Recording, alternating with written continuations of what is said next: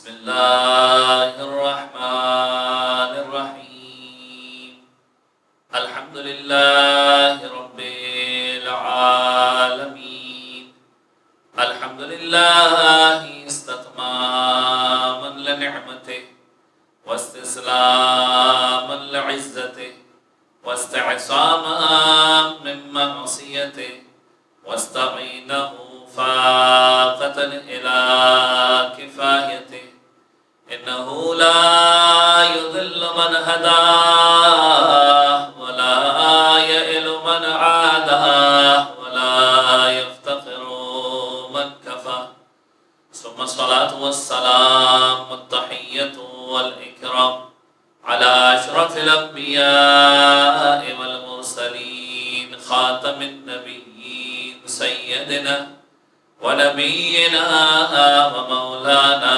بالقاسم محمد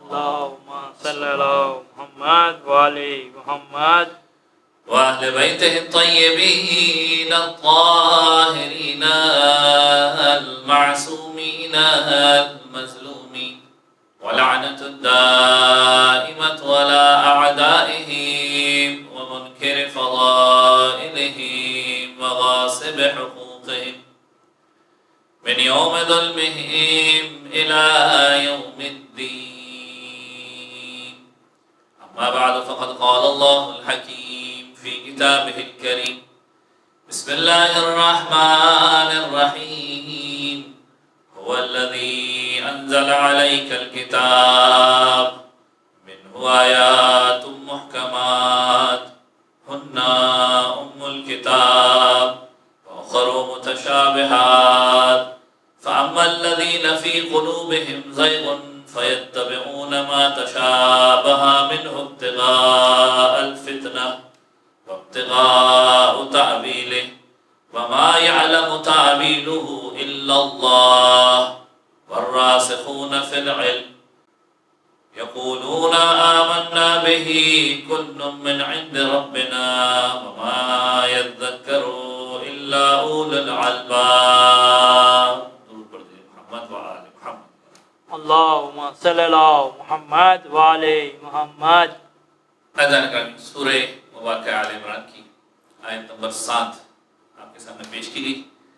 قرآن مجید کے عنوان سے کافی دنوں سے آپ کے سامنے گفتگو پیش کی جا رہی ہے اور آج کی گفتگو آخری گفتگو ہے۔ فقط کچھ ایسی باتیں ہیں کہ جن کی وضاحت آپ کے سامنے پیش کرنی ہے۔ آج شب 18 رمضان المبارک کی شب ہے اور پچھلے کئی دنوں سے قرآن مجید کے مختلف اعتبارات پر گفتگو ہو رہی ہے۔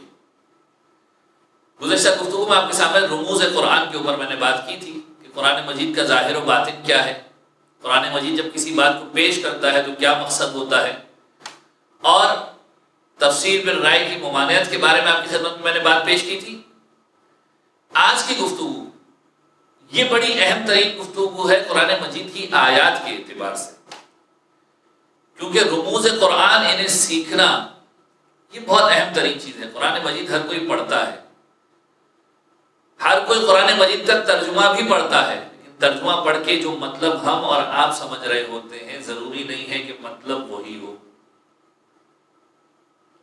ضروری نہیں ہے کہ قرآن مجید وہی مفہوم دینا چاہ رہا ہو، کیونکہ قرآن مجید کی کچھ آیتیں ایسی ہیں جو محکم آیتیں ہیں، کچھ آیتیں ایسی ہیں جو متشابہ آیتیں ہیں۔ اب آپ کہیں گے کہ یہ کیا کیفیت کی بات ہو رہی ہے، ہمیں تو کچھ نہیں پتا ہوتا کہ متشابہ کیا ہے، محکم کیا ہے۔ اسی اعتبار سے قرآن مجید کی آیت کی تلاوت آپ کے سامنے کی گئی اور آج اسی عنوان کے اوپر آپ کی خدمت میں گفتگو پیش کروں گا، اور قرآن مجید کے عنوان پر آج آخری گفتگو آپ کے سامنے پیش ہو رہی ہے۔ سورہ مبارکہ آل عمران کی آیت نمبر 7 آپ کے سامنے پیش کی گئی۔ ارشاد رب العزت ہو رہا ہے هو الذی انزل علیک الکتاب، اس پروردگار عالم نے تم پر کتاب کو نازل کیا، منہ آیات محکمات، اور اس کتاب کے اندر محکم آیتیں ہیں۔ محکم کا مطلب بڑی صریح، واضح، کلیئر آیتیں۔ ہن ام الکتاب، اور یہی محکم آیتیں کتاب کی اصل بنیاد ہیں. یہی محکم آیتیں کتاب کی اصل بنیاد ہے. وَأُخَرُ مُتَشَابِهَاتٌ، اور کچھ آیتیں ایسی ہیں جو بہت زیادہ شبہات والی آیتیں ہیں، ڈاؤٹ فل آیتیں، ایسی آیتیں ہیں کہ جن کے کئی پہلو نکل سکتے ہیں. دیکھیں متشابہات کا ایک معنی سمجھ لیجئے کہ وہ آیتیں کہ جن کے کئی ڈائریکشنز، کئی پہلو نکل سکتے ہیں. ایک انسان ایک معنی کو لے کر بیٹھ گیا، دوسرا انسان دوسرے معنی کو لے کر بیٹھ گیا، وہ بھی اپنے آپ کو صحیح سمجھ رہا ہے، وہ بھی اپنے آپ کو صحیح سمجھ رہا ہے. متشابہ آیتیں. اور جب تک یہ متشابہ آیتیں انسان کے سامنے کلیئر نہیں ہوں گی، جب تک انسان صحیح معنوں میں قرآن کو نہیں سمجھ سکتا. فَأَمَّا الَّذِينَ، خداوند عالم کہہ رہے ہیں قرآن مجید کے اندر، فَأَمَّا الَّذِينَ فِي قُلُوبِهِمْ زَيْغٌ، جن کے دلوں میں کجی ہوتی ہے، جن کے دلوں میں گڑبڑ ہوتی ہے، وہ کیا کرتے ہیں؟ فَيَتَّبِعُونَ مَا تَشَابَهَ مِنْهُ ابْتِغَاءَ الْفِتْنَةِ، وہ اس میں سے متشابہ آیتوں کو اٹھاتے ہیں تاکہ فتنے کو برپا کر سکیں. وہ ایسی آیت اٹھا کے لاتے ہیں کہ جس کے الگ الگ قسم کے معنی ہوتے ہیں، جس کی مختلف ڈائریکشنز ہوتی ہیں. خداوند عالم کہہ رہے ہیں کہ یہ ان لوگوں کا کام ہے کہ جن کے دلوں میں گڑبڑ ہے، جن کے دلوں میں کجی ہے. وہ قرآن کی ان آیتوں کو ٹارگٹ کرتے ہیں کہ جہاں پر مختلف قسم کی ڈائریکشنز نکل سکتی ہیں، اٹھا کے لاتے ہیں اور لوگوں کو گمراہ کرنے کی کوشش کرتے ہیں، فتنہ و فساد پھیلانے کی کوشش کرتے ہیں. وابتغاء تاویل، اور اپنے مطلب کی تعویل نکالنا شروع کرتے ہیں. قرآن نے اس آیت پہ یہ کہا ہے. یہ متشابہ آیتیں ہیں، اپنے مطلب کی تعویلیں نکالتے ہیں. خداوند عالم کہتا ہے وَمَا يَعْلَمُ تَعْوِيلُهُ إِلَّا اللَّهُ، یاد رکھنا ان آیتوں کی تعویلیں خدا کے علاوہ کوئی نہیں جانتا. ہمت بھی مت کرنا اپنی مرضی سے تعویل کرنے کی آیت کی. وَمَا تَعْوِيلُهُ إِلَّا اللَّهُ، خدا کے علاوہ کوئی نہیں جانتا. وَالرَّاسِخُونَ فِي الْعِلْمِ، اور راسخون فی العلم، یہ وہ ہستیاں ہیں کہ جن کے اندر علم راسخ ہو چکا ہے، یعنی اہل بیت علیہ السلام کی ہستیاں. یا خدا جانتا ہے یا اہل بیت علیہ السلام جانتے ہیں. یقولون، یہ راسخون فی العلم کون ہیں؟ یہ وہ لوگ ہیں یقولون آمنا بہ کل من عند ربنا، یہ کہتے ہیں کہ پروردگار عالم کی طرف سے جو کچھ نازل ہوا ہم سب کے اوپر ایمان رکھتے ہیں، اور یہ قرآن صاحبان عقل کے لیے ہے. دیکھیں آیت کا ترجمہ ہی کافی طولانی ہو گیا، لیکن اس ترجمے کے اندر بہت ساری وضاحتیں آ گئی. خداوند عالم نے کہا کہ محکم آیتیں کیا ہیں؟ جو بڑی صریح، جو بڑی واضح آیتیں ہیں. متشابہ آیتیں وہ آیتیں کہ جو تشابہ رکھتی ہے، جن کے اندر ڈاؤٹس ہے، الگ الگ قسم کی ڈائریکشنز نکل سکتی ہیں، اور جن کے دلوں میں خرابی ہوتی ہے وہ ان آیتوں کو ٹارگٹ کرتے ہیں اور ان آیتوں کو ٹارگٹ کر کے فتنہ و فساد برپا کیا کرتے ہیں. اب دیکھیں کہ کس انداز میں قرآن مجید میں مختلف قسم کی باتیں. کل میں نے آپ کی خدمت میں کچھ روایتوں کا عرض کیا تھا. رسول اکرم ختمی مرتبہ حضرت محمد مصطفیٰ صلی اللہ علیہ وآلہ وسلم فرماتے ہیں کہ قرآن مجید کی آیات کی قسمیں ہیں. 5 ڈائریکشنز میں قرآن نازل ہوا ہے، 5 وجہوں پر. وجہ کہتے ہیں ڈائریکشنز. 5 ڈائریکشن میں قرآن نازل ہوا ہے.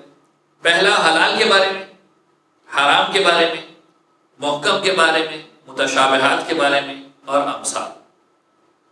یعنی 5 چیزیں: حلال و حرام، محکم، متشابہ اور امثال.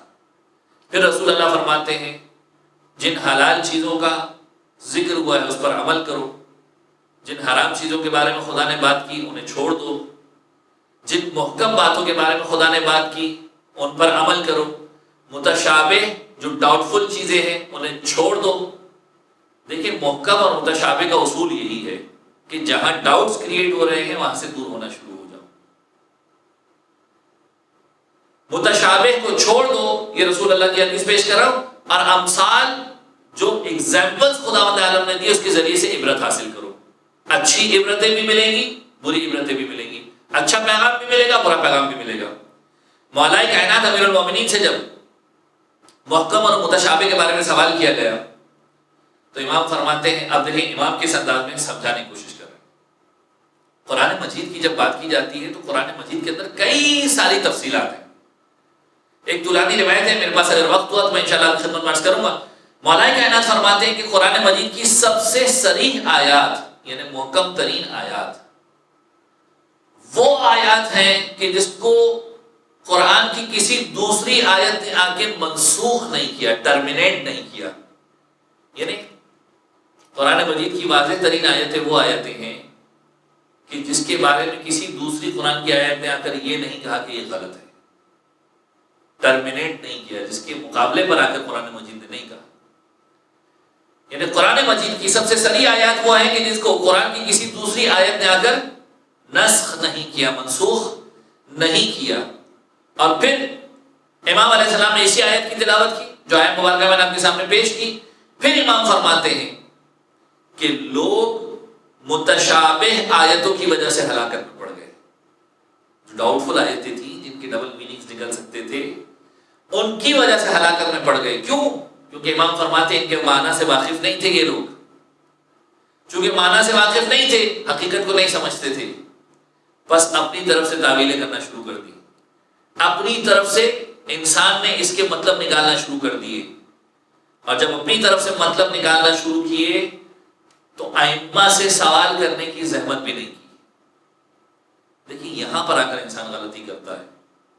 تاریخ روایتوں سے بھری پڑی ہے. اہل بیت کے چاہنے والے لوگ تھے، مطلب سمجھ میں نہیں آتا تھا، امام کے پاس جاتے تھے، مولا آیت کا مطلب سمجھ میں نہیں آیا، آپ سمجھا دیجئے. امام بتاتے تھے اس آیت کا مطلب کیا ہے. کتنی آیتیں ایسی ہیں کہ جس کا مفہوم لوگوں کو آسانی سے سمجھ میں نہیں آتا تھا. سورہ مبارکہ فاتر کی ایک آیت ہے، اہل بیت کے چاہنے والے نے وہ آیت پڑھی، مطلب سمجھ میں نہیں آیا، امام کی خدمت میں آیا، مولا مطلب مجھے سمجھ میں نہیں آیا. کہ قرآن کی آیت کہتی ہے کچھ لوگ ایسے ہیں جو اپنے نفس پر ظلم کرتے ہیں، کچھ ایسے ہیں جو سیدھے راستے پر چلنے والے ہیں، کچھ ایسے ہیں جو نجات پانے والے ہیں. سورہ مبارکہ فاتر کی ایک آیت ہے. امام فرماتے ہیں جو اپنے نفس پر ظلم کر رہے ہیں وہ لوگ ہیں جنہوں نے اہل بیت علیہ السلام کی ولایت کو ماننے سے انکار کر دیا. کیونکہ اگر اہل بیت کی ولایت کو مان لیتے تو اپنے نفس پر ظلم نہیں ہوتا. انہوں نے خود اپنے ہاتھوں سے ظلم کیا کہ اہل بیت کی ولایت کا انکار کر دیا. جو سیدھی ڈائریکشن میں ہیں وہ افراد ہیں، آیت کے جملے ہیں وَمِنْهُمْ ظَالِمٌ لِنَفْسِهِ، یعنی اپنے نفس پر ظلم کرنے والے ہیں. وَمِنْهُمْ مُقْتَصِدٌ، کچھ ایسے ہیں جو سیدھی راہ راست والے ہیں. وَمِنْهُمْ سَابِقٌ بِالْخَيْرَاتِ، اور کچھ ایسے ہیں جو نیکی کی طرف سبقت کرنے والے ہیں. امام فرما رہے ہیں جو اپنے نفس پر ظلم کرنے والے ہیں اہل بیت علیہ السلام کے ساتھ جنہوں نے ولایت کا اقرار نہیں کیا، جو سیدھی راہ پر ہیں جنہوں نے اہل بیت کی ولایت کا اقرار کر لیا صحیح ڈائریکشن میں. اور سابقون بالخیرات سے مراد اہل بیت علیہ السلام ہیں جو نیکی کی طرف سبقت کرتے ہیں. یہ آیتوں کا مفہوم ہمیں سمجھ میں نہیں آئے گا جب تک کہ بیان کرنے والا نہ ہو. اسی وجہ سے رسول اللہ کہہ رہے ہیں انی تارک فیکم الثقلین، میں تمہارے درمیان دونوں چیزوں کو چھوڑے جا رہا ہوں، قرآن بھی اور اہل بیت بھی. قرآن کے معنی کو سمجھ نہیں سکتے جب تک اہل بیت علیہ السلام سے رابطہ نہیں کرو گے. مولا کائنات فرما رہے ہیں یہ متشابہ آیتیں ایسی ہیں جن کی وجہ سے لوگ گمراہ ہو گئے، اپنی مرضی کی تعویلیں کرنا شروع کر دی اور ائمہ علیہ السلام سے بے نیاز ہو گئے. اپنی مرضی سے نتیجہ نکالا، امام کے پاس آئے نہیں پوچھنے کے لیے. اور متشابہ آیتیں ایسی ہیں جو انحراف کا باعث بن گئی، یعنی لوگوں کو منتشر کرنے کا باعث بن گئی. پھر فرماتے ہیں، اب امام قرآن کی ایک آیت کی مثال دے رہے ہیں. امام فرماتے ہیں یضل اللہ من یشاء ویہدی من یشاء. قرآن مجید کی بڑی مشہور و معروف آیت ہے سورہ مبارکہ مدثر آیت نمبر 31 کہ خدا جسے چاہتا ہے گمراہ کر دیا کرتا ہے، جسے چاہتا ہے ہدایت دے دیا کرتا ہے. اب اس آیت کو ذرا آپ پڑھیے، آپ کے ذہن میں پہلا سوال پیدا ہوگا. اب دیکھیں متشابہ ڈاؤٹ کریٹس کہاں سے ہوتے ہیں. ذہن میں پہلا سوال پیدا ہوگا، مثال دے رہا ہوں متشابہ آیت کی. پہلا سوال پیدا ہوگا کہ خدا خود کہہ رہا ہے کہ میں گمراہ کر دیتا ہوں. جب خدا گمراہ کر دیتا ہے تو ہماری کیا طاقت کہ ہم بچ سکیں؟ ہو گیا ڈاؤٹ کریٹ. امام فرماتے ہیں کہ اس قسم کی آیتیں یہ متشابہ آیتیں ہیں، جبکہ خدا یہاں پر یہ نہیں کہہ رہا، یہ نہیں کہنا چاہتا کہ خدا گمراہ کرتا ہے. خدا یہ کہنا چاہتا ہے کہ تم کو خدا نے ہدایت کا راستہ دکھا دیا، تمہیں خود مختار چھوڑ دیا. اب دیکھیں باتوں کو ملائیں گے متشابہ سے محکم کی طرف کا سفر یہ کیسے طے کرنا ہے، یہ اہل بیت علیہ السلام بتائیں گے. یعنی ایک ڈاؤٹ فل آیت سے ایک کلیئر جگہ تک جانے کا راستہ کیسے طے کرنا ہے، یہ اہل بیت علیہ السلام بتائیں گے. ڈاؤٹ کریٹ ہو گیا کہ خدا گمراہ کرتا ہے، اب چیزوں کو ملانا شروع کرو. چیزوں کو ملاؤ گے تو سمجھ میں آئے گا کہ ڈاؤٹس کیسے کلیئر کرنے ہیں. خداوند عالم کہنا چاہتا ہے کہ خدا نے تمہیں خود مختار بنایا، خدا نے تم پر کوئی زور زبردستی نہیں کی. لا اکراہ فی الدین، کوئی زور زبردستی نہیں کی. اس کا مطلب کیا ہے؟ تم اپنے معاملات میں مختار ہو، اچھا کام بھی کر سکتے ہو، برا کام بھی کر سکتے ہو. خدا نے تمہیں خود مختار بنایا، اچھے برے کی ہدایت کر دی.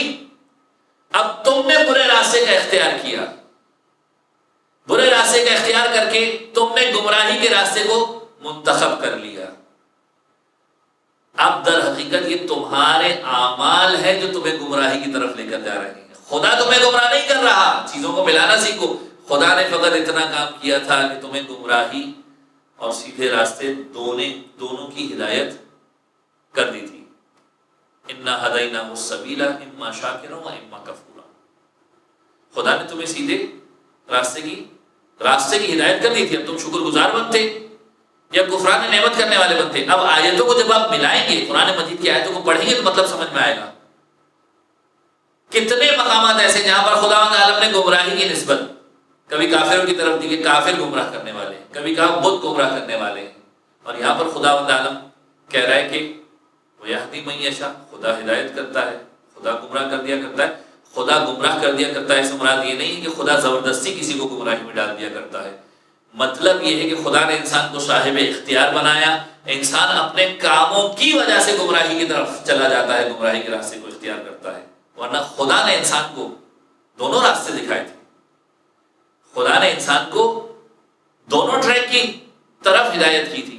اور اسی طریقے سے انسان کے ذہن میں بہت سارے سوالات پیدا ہوتے ہیں. ہم اکثر ایک اور معاملے کے اندر پریشانی کا شکار ہو جاتے ہیں. ہم عدل کو ملا دیتے ہیں مساوات کے ساتھ. اب آپ کہیں گے دونوں کیا چیزیں ہیں؟ مساوات کا مطلب ہے برابری، سب کو برابر برابر ٹریٹ کرنا. خدا ہے عادل، خدا ہے عادل، خدا عدل کا سلوک کرتا ہے.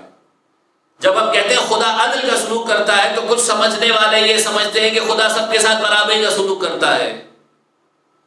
عزیزان گرامی، خدا سب کے ساتھ عدل کا سلوک کرتا ہے، مساوات کا نہیں کہہ رہا. عدل کا مطلب کیا ہے؟ عدل کی مختصر سی تعریف یہ ہے کہ جو شخص جس چیز کا حقدار ہے خدا اسے وہ چیز دے دیا کرتا ہے. کتنے ایسے لوگ ہیں کہ جن کو خدا نے کچھ زیادہ دیا، کسی کو کم دیا. انسان کہتا ہے کہ مجھے برابر نہیں ملا، خدا نے ناانصافی کی. خدا نے ناانصافی نہیں کی، خدا نے ہر چیز کو اس کے مقام پر رکھا. آپ نے ایک مثال دیکھی ہوگی کہ ایک تصویر پیش کی جاتی ہے، اس کے اندر دکھایا جاتا ہے کہ ایک شخص کا قد بڑا ہے، ایک شخص کا چھوٹا ہے، اور ایک شخص کا بہت چھوٹا قد ہے. تو اگر ایک جیسی سیڑھی سب کو دے دی جائے تو کیا ہوگا؟ جس کا سب سے چھوٹا قد ہوگا وہ تو شاید اونچا ہو جائے، لیکن جو درمیانے اور بڑے قد والے ہوں گے وہ تو بہت اونچے ہو جائیں گے. یعنی جس دیوار کے اوپر سے انہیں دیکھنا ہے وہ دیوار کے شاید اور اونچے ہو جائیں. تو ہوتا یہ ہے کہ سیڑھیاں بھی ان کے قد کے اعتبار سے دی جاتی ہیں. یعنی اگر کسی کو ایک سیڑھی کی ضرورت ہے تو اسے ایک سیڑھی دی جاتی ہے تاکہ اس کا قد اتنا اونچا ہو جائے کہ باہر دیکھ سکے. دوسرا چھوٹا ہوتا ہے اسے 2 سیڑھیوں کی ضرورت ہوتی ہے، اسے 2 سیڑھیاں دی جاتی ہیں. تیسرا زیادہ چھوٹا ہوتا ہے اسے 3 سیڑھیوں کی ضرورت ہوتی ہے، اسے 3 سیڑھیاں دی جاتی ہیں. نتیجہ کیا ہوتا ہے کہ تینوں ایک مقام پر پہنچ کر اس منظر کو دیکھتے ہیں جہاں سے اس منظر کو دکھانا ہے. خداوند عالم عدل کا سلوک کر رہا ہے، تمہیں جس جگہ کی جتنی ضرورت ہے اتنا دے رہا ہے. یہ مت سوچنا کہ کسی کو زیادہ ملا مجھے کم ملا، خدا نے ناانصافی کی. خدا نے تمہارے ساتھ عدل کیا، تمہاری ضرورت جتنی تھی اتنا تمہیں دیا. یہ عدل پروردگار ہے. بہرحال میں نے بڑے بھونڈے الفاظ میں اور بڑے معمولی اور بازاری قسم کے الفاظ کے ذریعے سے اس بات کو آپ کے سامنے پیش کرنے کی کوشش کی. تو قرآن مجید کے اندر محکم آیتیں بھی ہیں، متشابہ آیتیں بھی ہیں. پھر اس کے بعد امام فرماتے ہیں، اب دیکھیے ائمہ علیہ السلام کس مقام پر ہیں، علم کے کس مقام پر ائمہ علیہ السلام ہیں. ائمہ علیہ السلام علم کے اس مقام کے اوپر ہیں کہ ائمہ کے لیے ساری کی ساری آیتیں محکم آیتیں.